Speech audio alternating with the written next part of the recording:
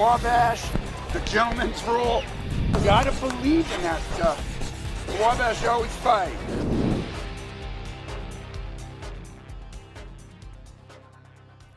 Hi, and welcome to the first edition of the Don Morel Show for the 2018 season. I'm Brent Harris, Sports Information and Marketing Director here at Wabash College, and joining me as always, the head football coach of the Little Giant program, Don Morel. Coach, welcome, and welcome to the start of the season. Hiram this Saturday after a good few weeks of camp to open up the 2018 campaign.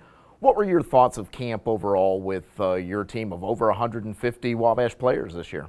Really good group. We're excited by the incoming players. We see a number of them making a contribution immediately, but most importantly, the strength of this football team are the large number of veterans that return. I think this is a team that's really looked forward to this season, and we're excited to get going.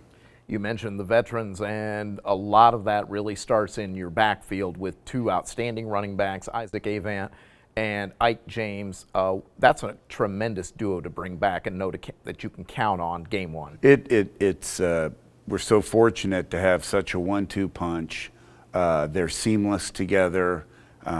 They take hits off of each other, but I think they're just the start of some of the tremendous weapons we have on offense. A couple of other weapons, really three weapons in particular in the passing game overall, and then another weapon who plays out of the backfield, can play tight end in Matt Panola, and he'll be joined at the wide receiver spot by a healthier Oliver Page, Ryan Thomas, who after having an injury played in the Monon Bell game last year, and then of course Rashawn Jones, who really became a good feature back and then went on in the feature wide receiver, and then went on in the spring portion of the season in track and field to become an All-American hurdler. So you've got a lot of talent in those spots at the receiving corps. We do. I think Oliver Page is the best wide receiver in the conference.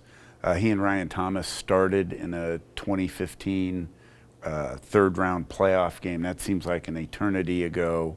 Rashawn Jones, has just grown and grown into the athlete he is. Matt Panola is a fine football player. There's some other guys out there. Nate Melkai is going to help us in the passing game too. So it's great just to have a full core of healthy receivers. And then on the offensive line, you again have some good veterans led primarily by Kyle McAtee, who's been a two-time all-conference center for you. But he's joined with some good experience up front. You've got Russell Burning, Jake Slager, Thomas Bolin will join that group on the offensive line. And I know I'm missing one more, but I know you'll help me think of it here. Well, Ivan Martinez is going to play a ton for us. Russ actually started in the third-round playoff game too. So, and Matt Panola played a ton of games. So these are guys who've played a ton of football at Wabash, and just thrilled to have them all on the field at the same time. Defensively, your most experienced group is going to be that linebacking core, and you've got some outstanding linebackers, starting with Evan Hansen, who has been a starter his first 3 years here and will be a starter for you, obviously, this Saturday against Hiram. Then really talented Bishop Rhodes, who was honored by the conference last year as an all-conference linebacker, and very deservedly so. Brock Heffron, who also had an outstanding season last year. They'll really be kind of the core of that linebacking group, along with some good depth, because you've got other players who have seen time in that linebacking rotation. Feel great about the linebacking group. Kyle Stroh, Gagey. We've got good depth there, and then even more excited about our depth at the defensive line spot. Yeah, defensive line, you'll have a transfer that will kind of anchor that middle of the line, and Blair Brody, who's been just a great talent right from the start walking into camp. But you do provide some experience around him on either side. You've got guys who have worked their way through that rotation after losing a couple of talented players who were keys last year, but you still bring back guys who really know what they're doing up front. We do. Lucas Bassina, Don Shook, Peck returns. I mean, we've got a good group of kids. Jacob Macaluso. We have got a really good group, and we feel like we're about nine deep in the defensive line. Your youngest group is going to be that defensive secondary. You graduated basically all 4 starters, although you do have some guys who saw time back there. Right. But you've also got some talented young players that are going to step in and play an immediate role in that defensive backfield for you. Right. Well, it starts with Artie Akia returns. Fantastic player. I can't believe he's a junior. To me, he seems like a 5th-year senior. He's played so much football. Jacob Page will play a ton for us at safety. He's a sophomore. Really look forward to him getting on the field. Then a couple new additions. Jose Franco is from the Bronx, New York, and he plays like it. I think he's going to be a fantastic player, and he will start as a freshman. And then at the other corner, Nate Bowman is a transfer from Saddleback Community College in Southern California. He fits right in. And then we've got people behind them too, so we don't feel like there's any shortage of depth there. Yeah, you definitely have some guys like Jacob Helmer, it immediately comes to mind, who saw some action last year and will be available in that defensive secondary as well. Another group that is bringing back experience is your special teams unit. You've got all-conference punter Alex Marr back. Skylar Narig was a kicker last year. You also have some depth at that position this year. You've got some good young legs to take a look at that have provided some competition in camp. Good freshmen, and I think our kickers challenge each other too. And at Wabash, the best guy plays. So whoever has the best week of punting or kicking is that guy. And then one other name I'd mention, I don't want to forget this on the defensive secondary side. Nick Fox is a dynamic safety for us. He is 6'1", 230 pounds at safety, and I think really gives us some bang too. Now you get ready for the start of the season this weekend, road trip at Hiram. It's a conference opener. I asked you this earlier in the week. Do you feel like this puts a target on that game overall? Because you obviously want to get off to a good start in the conference, and a lot of teams will have that non-conference game to find out who they are, and you always hear that the best improvement comes between weeks 1 and 2.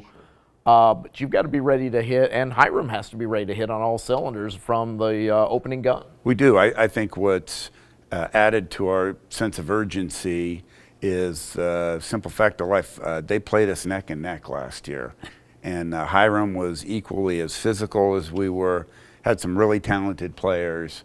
We don't feel like we played our best game. And our guys have really, I think every team looks forward to the first game no matter what, or you're not a red-blooded American. But this one is really special for our guys. Well, you mentioned Hiram playing Wabash neck and neck. Let's go ahead and take a look at some of the highlights. And we'll see early that Hiram jumped out to that 14-0 lead. They got a 9-yard touchdown run by Danny Robinson, and then they have an outstanding quarterback in Randy Tucker, who you alluded to earlier this week. You know, it feels like Randy Tucker's been there forever because he's been a starter for them, so experienced and talented and a big quarterback. He's a big guy. He's, 5'11", maybe 215, 220 pounds, and he's just hard to bring down. Our guys really had a hard time tackling him. Yeah, Tucker last year gained 16 yards on the ground. He threw for 182 yards, completing 15 of 28 passes. Did have the one interception that we'll see on the highlight reel here. The Brock Heffron picked off a pass. He threw for 1 touchdown.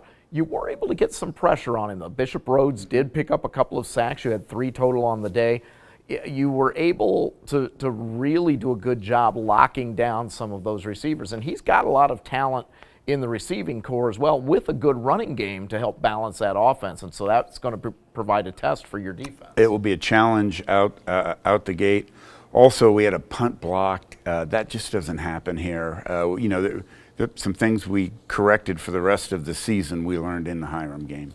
Defensively, they also have a talented player in Horace Johnson, just an outstanding guy. Somebody you've really got to pay attention to when you prepare for them, because he can really make a mess of your offensive attack. He can, and when you look at him physically, he's 6'2", 6'3", 225 pounds. You think, boy, there are some Division II or Division I schools that missed on not grabbing this guy, but he is a phenomenal football player. He had the only sack of the game in last year's meeting.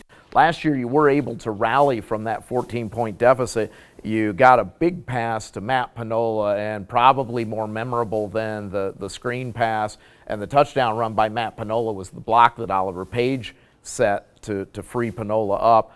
You lost Oliver later in the game due to that ankle injury, so this was the last game you had Oliver Page last season. But you were able to just kind of take control, and that block punt really kind of turned the tide. Does this team have to get off to a good start on the road against Hiram this year? Absolutely.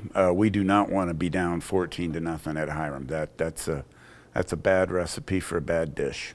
So what are the keys going into this Hiram game and the season opener? What do you have to do to be able to come home with a victory on Saturday? I think our guys are really excited about the game, but they need to play level-headed. We don't need any big highs, and we certainly don't want any big lows.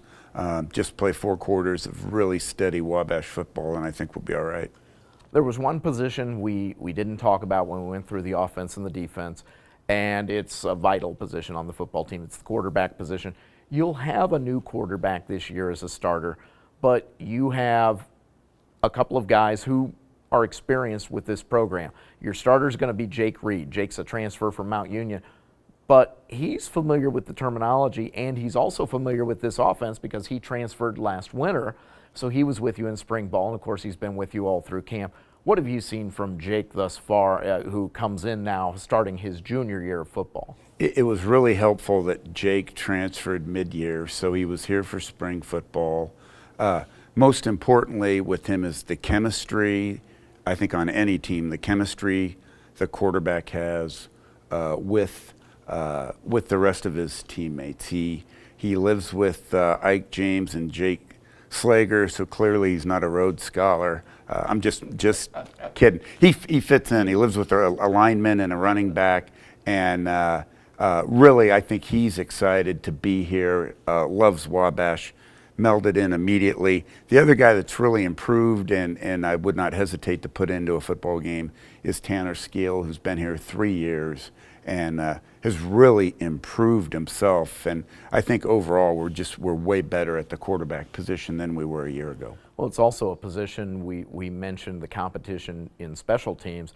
It's a position you've got a lot of good young freshman quarterbacks who get an opportunity to learn from these upperclassmen and see them perform. So you're going to have some good live arms in some JV games to begin. That's also going to provide some good competition and keep Jake and Tanner on their games. It will. We have a number of outstanding freshman quarterbacks, and they're competitive. It's not like they've come in and they've said, well, there are 3 other good freshman quarterbacks. Those guys compete every day for practice time and reps of practice. If we had to look at one stat from this upcoming game on Saturday, and you could tell me right now, if we do this, we're going to win the football game. What is the one thing you feel that Wabash just absolutely has to be able to do to try and win this game? We need to be efficient in the passing game, and we've worked in the spring and in the off season and summer studying other programs to really raise our level. We feel like we can run the ball pretty much against anybody, but to really be a great offense, we need to be more efficient in the passing game. Kickoff is at 1 o'clock in Hiram, Ohio. We will not have the game on the radio for you this week. I'll still be here in Crawfordsville with a soccer match on Friday night. However, Hiram will provide live video coverage along with live statistics. We have links to that on the Wabash College website at sports.wabash.edu. And then, of course, we'll return home 1 week from this coming Saturday for the home opener against Wisconsin Stevens Point, and Jim Amadon and Steve Hoffman will have the video coverage of that for you. And of course, we'll be back again next week with the next edition of the Don Morel Show, our chance to talk about our first game of the season from Hiram and get you set up for the game against Wisconsin Stevens Point. Coach, as always, thank you. Appreciate the time. My pleasure.